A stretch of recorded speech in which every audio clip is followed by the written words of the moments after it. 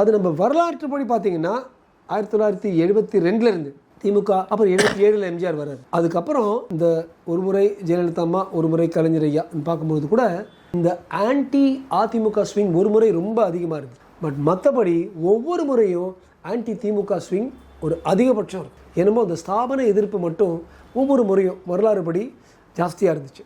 இந்த முறை அவ்வளோ அதிகமாக இல்லை என்பதும் உண்மை. அப்படி இருந்தும் ஸ்தாபன எதிர்ப்பு அதிகமாக இருக்குது. ஸோ இந்த 3 ஃபேக்டர்ஸையும் நீங்கள் எடுத்து சமப்பாடில் பார்த்தீங்கன்னா நிச்சயமாக என்டிஏ தேசிய ஜனநாயக கூட்டணிக்கு வெற்றி பெறதுக்கு வாய்ப்பு உண்டு. கடைசியில் நான் என்ன சொல்வேன்னா, இது மன ரீதியாக மக்கள் ஒன்று சேர்ந்து, அதுவும் பெரும்பான்மை மக்கள் சரி நம்ம கோயில்களையும் நம்ம கலாச்சாரத்தையும் நம்ம பாரம்பரியத்தையும் ரட்சித்து பாதுகாக்கும் ஒரு கூட்டணிக்கு நாம் போடுவோம் என்று நினைத்தவங்க வந்தாங்கன்னா, பார்த்தீங்கன்னா திருப்பரங்குன்றம் இருக்கலாம், சென்னிமலை இருக்கலாம், பல முறை ஒரு பெரும்பான்மையர் உடைய ஒரு தர்மத்தை ரொம்ப அவங்க அவமதித்து கடைசியாக எலெக்ஷன் வரும்போது தேர்தலுக்கு ஒரு 2-3 மாதத்துக்கு முன்னால் மட்டும் நாங்கள் இதுக்கு கோவிலில் பண்ணுறோம், அர்ச்சனை பண்ணுறோம், அபிஷேகம் பண்ணுறோன்னு சொல்கிறது ஒரு ரெகுலர் அவங்களுக்கு வாடிக்கையாக போயிடுச்சு.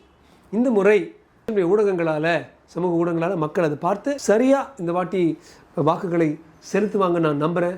தேசிய ஜனநாயக கூட்டணி இந்த முறை தமிழ்நாட்டில் அழகாக பதிவு செய்யும்னு நான் நம்புகிறேன்.